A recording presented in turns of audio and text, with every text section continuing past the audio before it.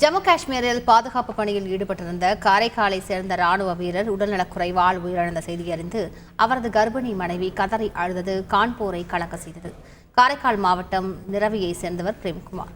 கடந்த 11 ஆண்டுகளாக இந்திய தீபத் எல்லை பாதுகாப்பு படையின் 47வது படைப்பிரிவில் பணிபுரிந்து வந்தார்.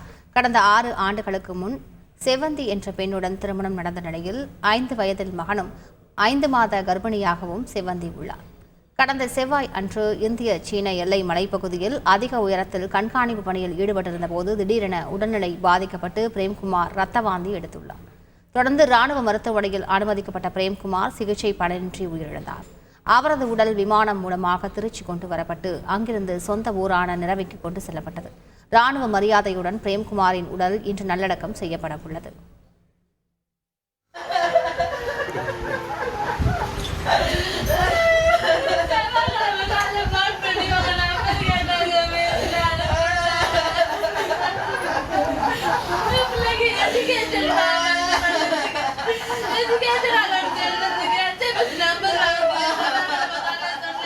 என் வீட்டுக்காரு டியூட்டில இருந்து செத்தது நான் ரொம்ப சந்தோஷம் தான் படுறேன். நாட்டுக்காக விட்டுருக்காரு.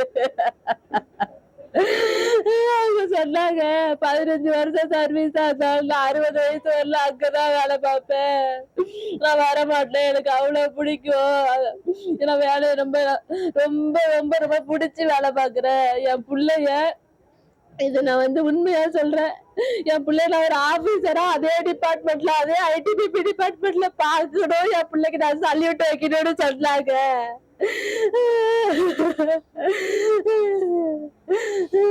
சந்தோஷம் படுறேன், வேற எதுவும் சந்தோஷப்படல. என் பிள்ளைய நான் அதுலயே கொண்டுட்டு என் புருஷனுக்காக நான் அதை ஒரு பெரிய ஆபீசரா கொண்டுட்டு வரணும்.